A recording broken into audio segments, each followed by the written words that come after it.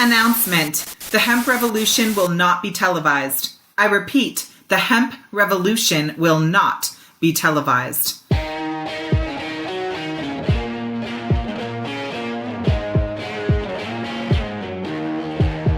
Welcome to the Hemp Revolution podcast, the global hotspot for the buzz and the cannabis. You can hear the stories of the green rush from the dreamers who are writing the rules, innovating the business, and changing history forever. Immerse yourself with the fascinating stories from the leaders in the hemp health revolution to learn how we are changing the game forever. Introducing your hosts, James Brinkerhoff and Sonia Gomez.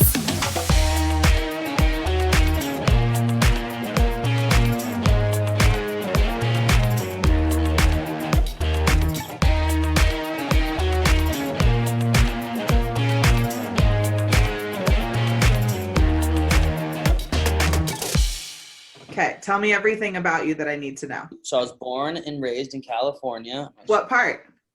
You know Westlake Village? Yes. So Westlake Village. Couldn't make it out of the state. I tried a few times, but every single time I decided to come back. They try to take me out, but they keep pulling me back in. Exactly. Yeah, and then I went to college. I went to LMU and studied entrepreneurship. And from there, kind of started this business called Glued, which was arts and crafts for kids. And Stop, so cute. Really, really cute. You kind of built these little miniature surf shacks and tree houses. So kind of like a grandparent, grandchild, or like a father-daughter, mother-son kind of thing. Little project. Yeah, exactly. But the guy who I started it with, he was an older guy. He was, 65, 70. And so, which makes sense, he wanted to pull all the money out. I didn't really want to do that. So it didn't end up working out. I still have some stuff. So one day I like to start it up again because I really like the whole idea of kind of getting kids off electronics and whatnot. Yeah. And from there, it was, the common jump from, children's toys to cannabis. So. Oh, okay. A gateway drug, I see. Yeah, exactly. And so I started selling these little boxes on Amazon. I would go to Michael's and I bought just like raw wooden boxes and pictures off the internet and Mod Podge them on the box. And then I bought like just grinders and jars and, rolling papers and stuff like that. Put it in the box and put it on Amazon. And then that was the start of Hakuna. That's how it all happened. Hakuna Matata. Hakuna Matata, not just right. I was like, I'm going to the beach. I'm going to smoke a joint. And it's Hakuna Matata from there on. Stop it. That's so cool. I love it. So what do your boxes sell for? Like, are you still hodgepodging or have you streamlined the process? We still have some of the older boxes, but it's a little too labor intensive. So the boxes range from anywhere, on our website, they start at 50 and they go to 100. But I have some stuff that we don't put on our website on Amazon that can go anywhere from like 30 to 150. So you're a total and complete ancillary business. Like you're not slanging hemp, you're not dishing. Yeah, but so it's kind of an interesting story. So we were doing events and this was 2017, I guess, maybe beginning. No, it had to be 2017. So it's 2017. We did this vegan event. We called the Circle V Fest in LA. And we were at this festival, and these guys, it's called 420 production or 20 past 4 productions, and they put up these little oases. So we did it a couple times with them, where they would go to the festivals and bring 4 or 5 different vendors. And so we were there. In 2017, this guy that was next to us sold, I don't know, maybe like $5,000 in CBD products. It was like just outrageous. It blew my mind. And at that point, I was like, wow, I really want to do this. And I already was selling on Amazon. So I wasn't just selling cannabis boxes on Amazon. I was selling like boxes with tea, boxes with toiletries. So just pretty much boxes filled with things, kind of gift boxes, stuff like that. Yeah, boxes of stuff. Right, exactly. Just value added. It was kind of like the main goal was just to get a box, value add the box, and put it on Amazon. Yeah. Selling these boxes. And so I really wanted to make CBD tea and put it into a box and sell it as like little gift boxes. So I started doing all this research on how to do it, and it was hard to find someone who could do it. In 2017, water soluble wasn't common. There was no water soluble in the CBD world. There still hardly is. Everyone just use it as like a boner term, but right, exactly. And so I found a guy. So after a while of research, I was introduced to a guy actually in Colorado who had a project to make CBD coffee, and the guy at the end of the project bailed, and so he was sitting on a CBD coffee formulation with nothing to do with it. And so even though I wanted tea in the first place, I ended up with CBD coffee. And so we ended up doing CBD coffee. And then from there, I immediately went into pre-rolls. So I wanted to do coffee and pre-rolls because how else do you start your morning? That's hilarious. Okay, I get it. I'm vibing. And then so from there, so now I have this whole accessory business. So ancillary, more like home storage, security from roommates, personalization to it, jars, rolling trays. And now I have, coffee and pre-rolls and eighths. And that's kind of what I started with. And, just like any business, even now, but especially in, 2018, marketing CBD was really hard. You couldn't go traditional, it had to be really grassroots, or it was really expensive to go on some of these things like Mantis and stuff like that. And so what we decided to do at that point was create a pop-up cafe and try to bring the products to people. And so we were already kind of doing, festivals and stuff like that. And we figured it was a good way because, our products kind of have, our ancillary products kind of have a cafe vibe to it. It's wood. They're, you have wooden boxes, you have locking book boxes. And so we started, going to festivals and setting up this cafe and serving CBD coffee and selling some accessories. We had some gummies. We had a tincture, the coffee, the pre-rolls, if they let us sell the pre-rolls, all the stuff. And then these kind of accessories. And so in 2018, we started our cafe as well. So now we are pretty horizontally integrated. So we have our accessory line, we have our CBD line, and we have a cafe. I like how you say horizontally integrated, and everyone else is trying to be vertical. Here you are being horizontally integrated. Yeah. To be completely honest, I just kind of took where the wave, I just went with the wave. And it was just like, what was, and I really wanted to get grassroots because it's hard to sell people an expensive coffee, if they don't know the taste of it. Because, CBD coffee is nice, but I don't think anyone's going to change their coffee habits if they like coffee for a crappy cup of coffee with CBD in it. Right. And so I really wanted people to try the coffee because I knew we had a really good tasting coffee. So it was like, how do I do that? How do I get coffee into people's hands without having just to give it up for free the entire time? Look at you, you little entrepreneur. I love it. How old are you? I am, well, how old am I? I'm 28, 27. It's almost rude to ask you that, but you... No, it's okay. It's funny because I get on the phone too, you talking to some people and a lot of time it's like, older gentlemen and they're always like, so how old are you? And they're like, you sound really young. I'm like, wow.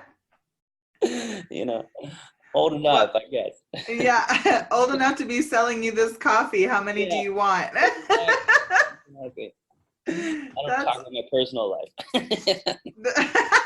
Well, I want to talk about your personal life. You're 20. You're 28. You're in the peak of entrepreneurialism. I'm going to dive into like some of the challenges, the inevitable, that's inevitable with CBD. You brushed on them a little bit, but one of the things that I found really challenging being an entrepreneur at a young age, I've always, believed that I wanted to have my own business. I didn't want to get nailed down. I tried to work in corporate, and my corporate version of a job was super fun. I was working with the Paul Mitchell organization. I was traveling around. We were doing makeup, playing dress ups. It was fun. Only problem was if I wanted to have a personal life, it was near impossible because I was traveling. I was so focused on work. Everyone that was interested in me had a normal 9-to-5 job. And so when they got off at 5:30, they were, wanted to hang out with their boo-boo. And I was like, no, I got to get back to work. So my question to you is, as a young entrepreneur, how does your social life or personal life suffer or benefit from your choice of profession? Yeah, you should probably ask my girlfriend this question. But yeah. Well, no, at least you have one. You're winning. Yeah, exactly. No, it's tough. Honestly, it's tough. It makes it's a hard question to answer because I really enjoy what I do. And so a lot of the times it is fun. And, we get to do really great events on the weekends. We get to go to festivals. We get to meet a lot of new people. Is she But, involved with the business? she's not, she does help out quite a bit. And I'm really grateful and appreciative for that. But she works in finance. So she has her, 9 to 5. And Yeah, it's she a has long, her thing, yeah. Yeah, and it's a long day for her. So she's often tired. And, she gets up early just to be in the office early. I get up a little later. And so there's a struggle in there, especially with vacations and stuff like that. It's hard to leave. But what happens, especially now, is that you get a really great team. And once you start getting a really solid team around you that you can trust and that, believe in what, we're doing, it makes it a lot easier to kind of take those breaks and know that the business still runs. In the beginning, it was, let's say you're going on vacation and you're supposed to leave at 12 o'clock. It's 3 o'clock and you're still trying to get things done here to go on vacation. I can totally relate. Yeah, I can totally relate. So now it becomes a lot easier to do that. I can leave and I know that, the orders are going to go out and the customer service is going to be handled, and that, if any problems arise, they can be put out. And so I think that it comes down to, and it's hard in the beginning, but as an entrepreneur, you have to put those, 2 years in, 3 years in, whatever it might be. And eventually you'll have a solid team that, will allow you to take a break. Well, congratulations on building the team. That tends to be the most difficult part sometimes, is like, who do you trust to take care of things the way that you would if you were doing it yourself? I've really struggled with that. And a lot of what I focus on right now in my company is being in the flow. How do I do what I do best? And how do I outsource the things that I'm not great at so that things are being done at the quality that I want, on the timing that I want, all of these things. And as a young entrepreneur, that's really difficult to manage, especially if you haven't done it before. So hats off if you've got that going on, because I'm still trying to figure that out myself. Tell me a little bit about, the CBD industry has its own set of unique challenges that prevent us from experiencing exponential growth. And even though we're seeing sort of overnight success stories with the CBD and cannabis movement, we do not shine a lot of it. No, it's not sexy to talk about the problems. And so I like to talk about them though, because our audience is chock full of young, ambitious, or old, ambitious, or, across the board on the age spectrum. Cannabis knows no age limit or creed or, whatever. It's colorblind. So for you, what were some of the challenges that you faced in starting your business, and how did you overcome them? I won't even...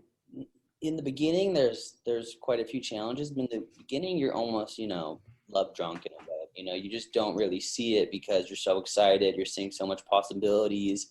And so, in the beginning, even though there are challenges, you're so eager and, willing to do it. I think in the beginning, maybe the best thing you can do to overcome challenges is to call and just ask people questions, because people are always willing to give you information, especially if you make them, feel good about themselves. You can get a lot of information from people just by calling and asking. How do you know who to trust for advice? I mean, there's a lot of newbies out there who are claiming to be, experts in this space. There's folks who maybe in your network who are successful in other places but don't have the results in this particular industry.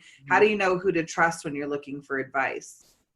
I'm not going to bring up politics, but in a way it's similar to politics, is that you just have to get advice from as many people as you can, and then you have to pick and choose which ones you think are legitimate.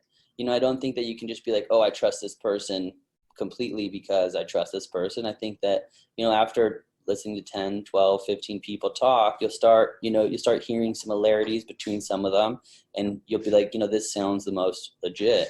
And so I think you have to just ask a lot of people and get people from every side of it, whether it's the accessory side, the business side, the manufacturing side, co-packing side, whatever it might be. You have to just, call, write your Excel sheet, put down your notes for each person, get your CRM, and make sure that jotting down these notes. So when you call back, you can be informed, you can ask, intelligent questions. You can find out when you ask these intelligent questions that they have a good answer for it. And, the whole thing about business, it's all about learning. Every day you're learning more, you get a little more information. People always say, man, you know so much for, being in this industry for, a couple years, 3 years. I just ask a lot of questions. I like YouTube videos, it's just any place you can get more information. I love articles. For me, I really love retail. So I get bi-weekly retail blogs of things going on in the industry, not just CBD, just the retail industry as a whole. And it really shines a lot of light on case studies and stuff like that.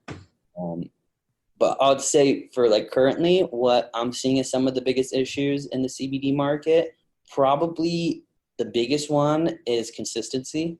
That's one of my big things, is that I want consistent biomass to make my extractions. And when you're buying from a lot of these large, white glove processors and whatnot, they always tell you they're going to give you the same biomass, but, you might get a biomass, in March. Come May, it might be a totally different biomass, and that will change the entire product. And so that's been a big issue, finding a company who has a sustainable and reliable source that will consistently make you the product with the right, cannabinoid, terpene, flavonoid profile that creates the desired effect that you're putting on your label.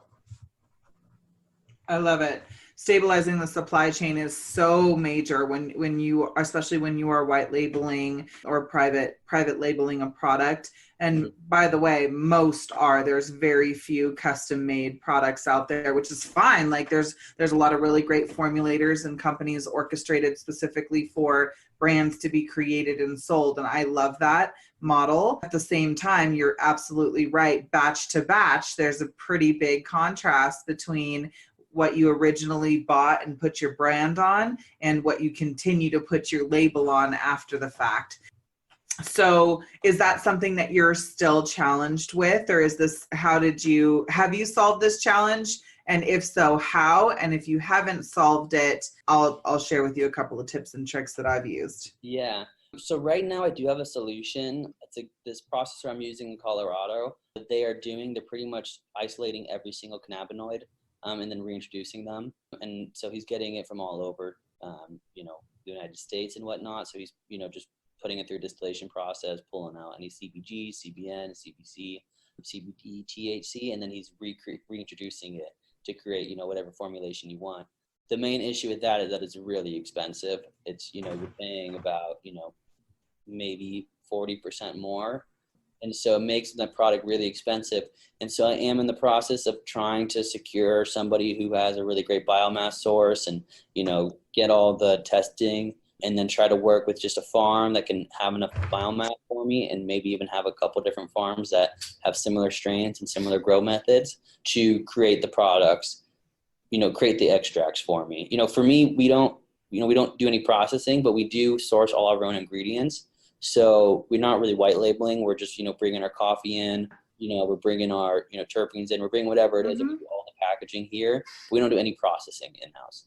Nice. I'll offline, I'll share with you some contacts for so I'm not sure how much you know about us, but my husband and I have about 30 years combined experience in the cannabis and hemp space. And in that time here, I'm originally from California too. My husband's originally from Colorado. He came out to California to work in cannabis and holistic health.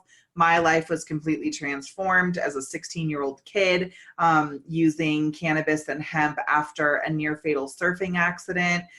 So our journey and our roots run deep, and we have been a part of legislative development for Colorado. We've owned and operated one of the first licensed cannabis companies for a for-profit model in the entire world, one of the first 100 licensed. And, in the last 2 years have built one of the largest education platforms for cannabis and hemp consumers to come to find reputable products and research and education and information so they can make, the right decisions for them and their families when they're selecting brands and products and delivery systems so they get the desired result. Well, in the process, we've built up this incredible network of hemp farmers, cannabis farmers, manufacturers, formulators, scientists, herbalists, just incredible people. And we, understanding how precious this network is and how many people are just coming in for, the money piece, not really for the impact piece. We created the Emerald Circle Mastermind, and it's a membership-based community that saves you 10% on manufacturing, 10%, 50% on marketing and advertising. We have merchant processing solutions, like anything and everything that you could need from strain from soil all the way through sale, our network can solve for it. So that's a lot of what we've put together. And whether you're looking for like pristine, diamond grade, smokable flower that you can put inside of glass jars and feel like, oh my God, that is the sexiest hemp I've ever seen, or, flavorful, pre-rolls that you want to create, or terpene infusions or proprietary blends specifically for the function or desired result that you're looking for. These are all things that we've been able to pull together. So offline, I'll share with you the manufacturer and a couple of the farmers that we're working with who will give you like quite literally undercutting the market by 20% at least, depending on volume. So and this is a lot of my passion. Like my passion is to get people connected to resources and relationships that you need to be able to do more business. I don't have a brand of my own. So anything that I can do to support nurturing other people's businesses, I'm like all about it. Right. I appreciate that. That'd be very appreciated. Yeah, no problem. Where you guys are on the road, you have your pop-up cafes, so super cool. Tell me a little bit about the wins. You've been in business for how long? 3 years now? Yeah, 3 years. We incorporated in June of 2016, but we started a little before that. Nice. So what's next for you guys? Wow. There's a lot. Hopefully that's coming up next. We have some pretty cool boxes coming out this holiday. We're trying to bring some technology into our accessory line. So that's the main goal, really focusing on security. So in October, we should have a new line of storage boxes that can be customized with lots of technology. So I can't get too much into detail right now, but I think the idea is to launch at the Rad Expo in Oregon. So if anyone's going to be at the Rad Expo, come by the booth and check it out. For sure, it'll be really cool.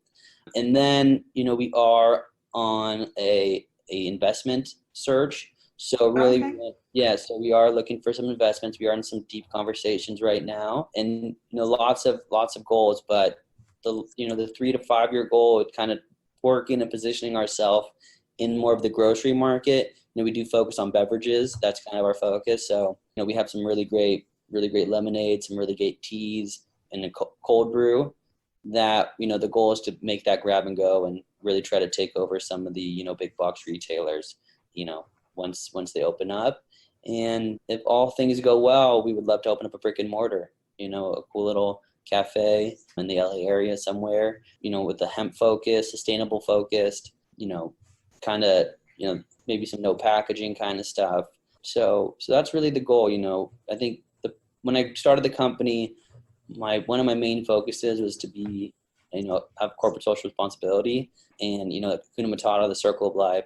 So a lot of what we've done is really focusing on, environmental sustainability, whether it's, since we use wood, plant a tree, keep the cafe vegan, use always recyclable, reusable, or compostable packaging. So that's kind of the goal. And, I want to continue that throughout the entire, Hakuna process. So whether it's a brick and mortar cafe, whether it's going to be reusable glass bottles, maybe some sort of exchange program, I'm not sure, but, keeping that philosophy in place. I love it. I absolutely love the bulk model. There's not enough stores doing it. I wish I wish that there was a space here, anywhere that I could go to refill my shampoo or to refill my conditioner or my face wash or my body scrub, all of the stuff that daily cleaners, like whatever it is. It's so crazy I feel awful every single time that I have to buy another giant plastic bottle full of laundry detergent. Right. And it's like twice a month. And there's, your softener and your, it's just freaking crazy to me. It's so awful. Like, I wish, and I hope you do. You let me. I'm going to connect you to one of my buddies who pulls investment for things like inventory and, growth and stuff like that. He works with the Tony Robbins organization, and I am faux show going to hook you up, because I just think that the sustainable conversation is not a big enough part of the movement around cannabis and hemp, which is crazy because this is a hippies fucking industry. Yeah, excuse my language. No, you're good. You're good. I'm passionate. No, it's true. It's true. And I'm not trying to like toot my own horn or anything, but we did win the best new product in Southern California by Dope Magazine for a signature stash box. And so I did make a little speech, and that was my speech. I was like, it's a new industry. We're, it's becoming legal. It's become much bigger than it is. And as an industry that will become one of the biggest industries in the world, we have to make sure we focus on sustainability and making sure it's not just about profits in this industry. And I hope that, it stays true, because I know it's been like that for the previous 10 years and I haven't really been part of it. So now that I'm part of it, I would like to, keep that tradition going, even with, these large corporations and investors coming in that are more profit, stakeholder focused than, environmentally or community focused. Yes, absolutely love it. Okay, so in final conversations here, I'm interested to know, if you're speaking to a young budding entrepreneur, or let's just call them budding entrepreneurs, because honestly, there's people at every age, every race, every creed. I mean, no matter what your background is, you are looking at coming into this industry and you want to figure out how to make your moves strategically so that you're not wasting precious time or resources on mistakes. What are 3 pieces of advice that you can offer to a budding entrepreneur coming into the green rush? What can you share with them that would be a gold nugget for them in their startup phase here? I think my first piece of advice would be find your niche and don't try to expand too fast. I think that's one mistake that I did, was that I started with the accessory line. It was doing well, and I saw this huge rush to CBD, so I jumped to CBD, and then I did this cafe. So it made capital very thin. We're doing well, but that's one thing. Find a product and stick to that product. Have your core product and grow that market niche as much as you can. The second one would be a team. Get a team as soon as you can. Be fair to the team. Offer them, the right incentives for them, give them reasons to grow with you, give them opportunity to grow with you. Give me just a couple examples of those things, because I think that that's a really missed opportunity. A lot of people limit, the request for help because they don't feel like they have the resources necessary to get good help. And what you don't realize is that there's a lot of folks who are excited and willing to work towards the bigger picture, but how you position the dream, right? How you position the dream, how you position the possibility, how you position the work and the opportunity is a really unique thing. So how would you position that to somebody, to incentivize them to come and work for maybe less than they're normally receiving, or perhaps in an internship type environment? How do you build your team that makes them excited and that also feels fair for the time exchange and value they're bringing? Yeah. Especially because I understand the question a lot, because, it's hard to always pay someone a base that they've earned before when you're just starting. So, you have to talk to them, find out, what their standard of living is, making sure that you can support their standard of living, because you don't want to have someone struggling for rent and struggling for food. That's not good, for work morale, for employee morale. So first of all, you have to find out, make sure that you can cover their standard of living. The second part is, whenever their position is, whether, if they're a warehouse manager and you see an opportunity in Amazon or an online marketplace, maybe allow them the opportunity to, go into that marketplace and offer them a portion of revenue. If you have a social media marketer, create a social media link and almost like an affiliate, that anytime they get orders from social media, you can offer them, part of that revenue as well. I also think that team bonuses can be really nice, put your profit and put your revenue on the wall and let the whole team see the revenue so that, if you hit a milestone, everybody gets something. I think that those are good ways to incentivize people that makes them want to grow and makes them work harder, for fair compensation, but not overpaying them at that time. Because yes, love it. Preach on. What is number 3? And number 3, I think, would be enjoy it. I think that's maybe the most important one, because if you're working, these 18-hour days and you're not going to enjoy it, then it's not going to work. So, I would say, I dove in head first pretty much into entrepreneurship, but it depends on your risk tolerance. But if you can try something and make sure you enjoy it when you're working those late nights after working your 9 to 5 or whatever hours you work, and you're tired but you still enjoy jumping on the computer and creating the website and reaching out to the influencers and the bloggers and the podcasters and all that kind of stuff, and after all of that you still enjoy it, then keep going, because there's some days out there where it's like, oh man, this is really tough, but some days you wake up and it's all worth it. So make sure that after everything that you still enjoy it. I love it. I'm over here cracking a tear because it feels good to hear and see, a young entrepreneur really have those core sets of values and value adds to bring to the community. I love your conversation around sustainability. I had a super powerful conversation yesterday with one of my guests, and we were talking all about the sustainability movement and, social and economical responsibility to our communities and, shopping local and creating local and, empowering local, small farms and all the way through to small businesses, so that we see the ripple effect and the impact that we are making as an organization in our communities. And I absolutely love what you guys are up to. I would love to be able to promote your guys' stuff come holiday time. So let me know. I'll put your little box right up here on my shelf. And, I'm just so impressed. I'm so super excited to test and try your stuff. Where can my peeps find out more about you and where you're at? I'm going to post all of your links and social handles all over the blog. This will be a long form interview. So please just share with us where we can find more about you and where you're going to be. Yeah, so you can find us on our websites, first and foremost, on Hakuna Supply and HakunaSupplyCBD.com. You can, on our CBD site, we have our cafe link, so you can see where we're going to be. I think our next event will be at Imagine Fest in Agora Hills. So it's a really cool yoga festival. So yoga, holistic healing, those kind of things. So anybody in Southern California near Agora, Malibu area, come check that out. And you can also, follow us on social media at Hakuna Supply and Hakuna Hemp Cafe on all the social medias. I think those are the Yay! Okay, this is so awesome. I'm so moved and so honored to speak with you. Your team's amazing. They did a great job prepping you for the interview.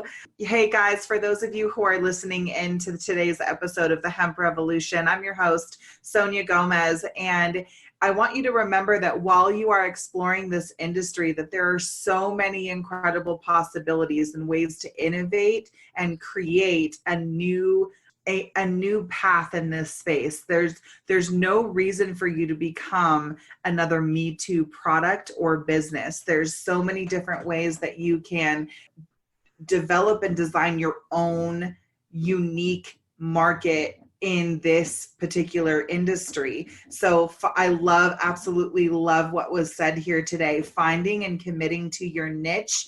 Don't expand too quickly. Get committed to a core product. Fall in love with the people that you're serving and the problems that you're solving, and you're going to have yourself a winning situation here.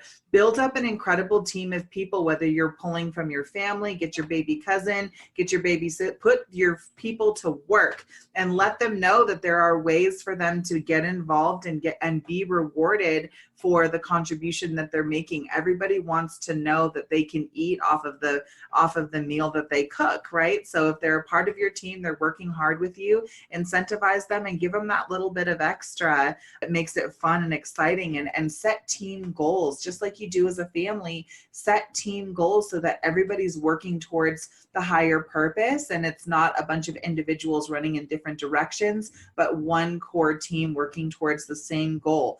And in any business, if you're not having fun, it's not worth doing. You might as well go get a job for some fat, grumpy guy in a big building with air conditioning cranking and bad fumes coming from the chick next door who's using body butter from Bath and Body Works. Like, it is not worth it. You have to love what you do every day. You have to love the life that you're living, because it goes so fast. The days are long, but the years are short. So just remember to love everything that you do. I'm your host, Sonia Gomez. This is the Hemp Revolution, and I am so honored to be here as a liaison while we take this journey through the hemp industry. We'll see you guys on our next show. Bye.